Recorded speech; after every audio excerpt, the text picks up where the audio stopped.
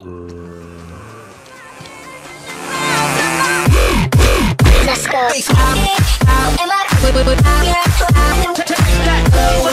bien salut à tous, et aujourd'hui on se retrouve pour une nouvelle vidéo sur Thief Simulator.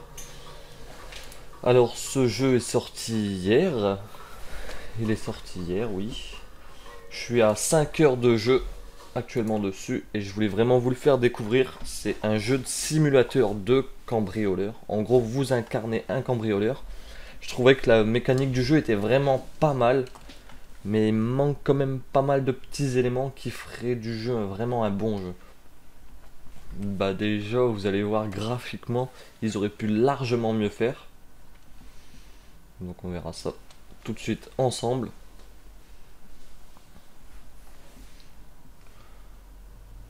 Donc comment fonctionne le jeu? Il fonctionne avec un système de niveau.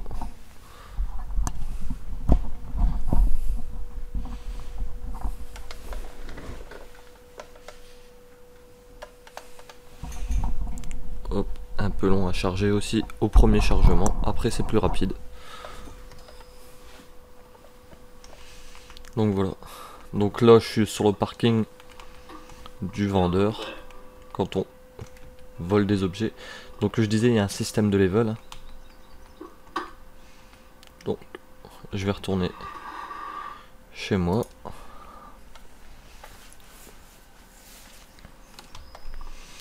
Donc voilà, alors là ici c'est plus ou moins la planque. La planque, l'étage. Vous avez l'ordinateur pour dormir, faire passer le temps plus vite. Là je ne l'ai pas encore débloqué. Donc là en fait ce que je devais faire, c'est faire un peu d'argent pour m'acheter ça. Comme j'ai déjà passé un peu de temps, je vais vous montrer comment ça se déroule un cambriolage. Donc on va choisir une maison, n'importe laquelle. Une bonne maison quand même. Ça c'est des maisons de merde, ça rapporte rien. La 113.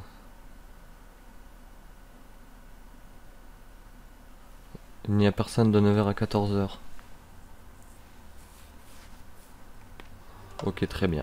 Donc là on peut voir en bas à gauche qui est 13 h. Donc j'avais dit quelle heure déjà? Je sais même plus. Je suis perdu avec tout ça. Qu'est-ce que je fais? Hop. Donc entre 9 h. Donc moi ce que je fais en général, c'est que je me réveille 1 heure avant. Donc il n'y a personne à 9 h, donc je me réveillerai à 8 h. On appuie sur dormir dans la voiture. Hop, il est 8 h. On revient au jeu.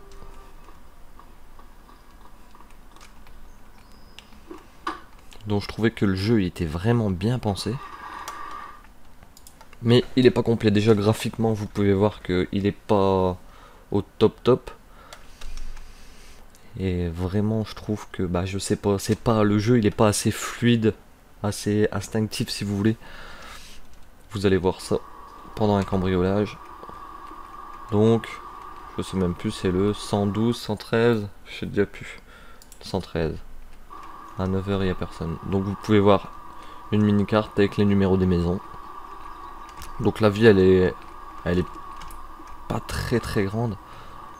On va dire qu'il y a plusieurs missions, mais les différentes difficultés c'est toujours dans les mêmes maisons malheureusement. Normalement ils ont prévu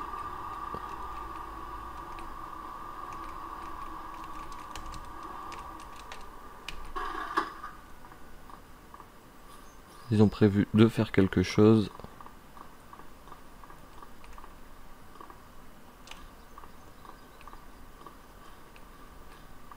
Donc là, comme vous pouvez voir, son radar il est devenu vert parce qu'il surveille. Donc là, il faut savoir que le petit bonhomme en blanc, c'est l'habitant de la maison. Il va partir à 9 h, regardez, dans 2 secondes, 1 seconde. Hop, et il se met à partir. Donc moi, hop, je vais escalader en attendant. Je vais commencer à prendre ce que je peux prendre.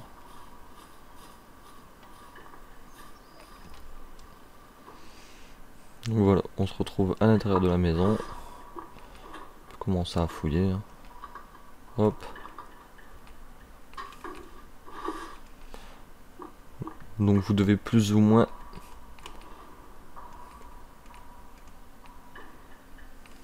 vous imaginez la valeur des objets. Parce que vous pouvez pas tout transporter. Il y a une limite. Donc là c'est un système de crochetage. C'est très simple. Hein. Il n'y a rien de compliqué. Il y a plusieurs niveaux de crochetage. Il y en a 4 il me semble. J'en ai débloqué 4. Je les ai tous débloqués les jeux. Le jeu il est pas très compliqué en lui-même.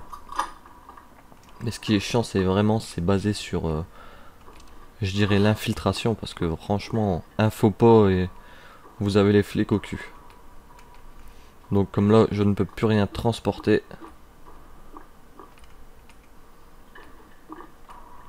Hop.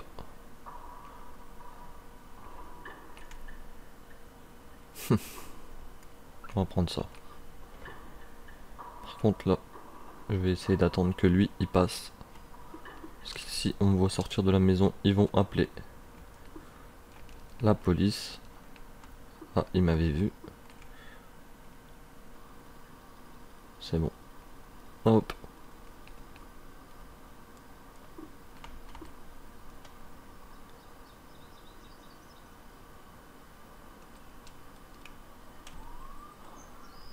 Ah.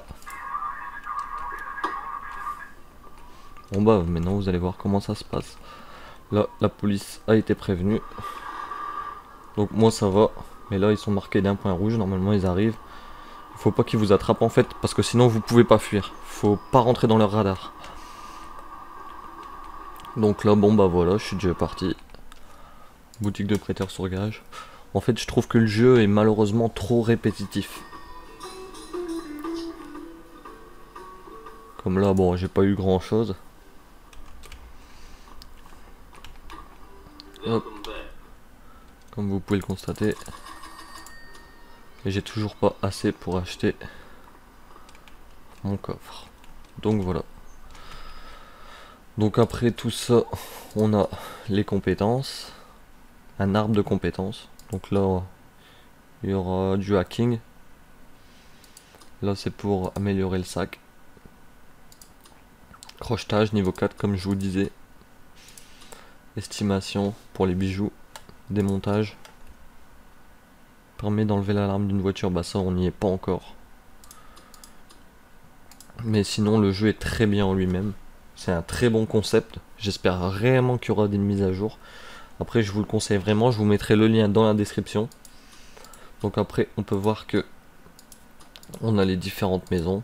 Avec les informations, les butins. Il y a des petits boulots à faire aussi. Comme casser des fenêtres, casser le lavabo. Ça rapporte toujours un peu plus d'argent. Ça fait plaisir. Et puis voilà. Donc je pense que vraiment ils tiennent un bon concept. Je vous mettrai aussi un petit lien vers différents jeux à surveiller. Que la même société vont sortir. Je pense qu'ils sont plutôt axés sur la simulation. Parce qu'on leur doit Car Mechanics. Vous le connaissez tous je pense. Donc je vais vous mettre tout ça dans la description.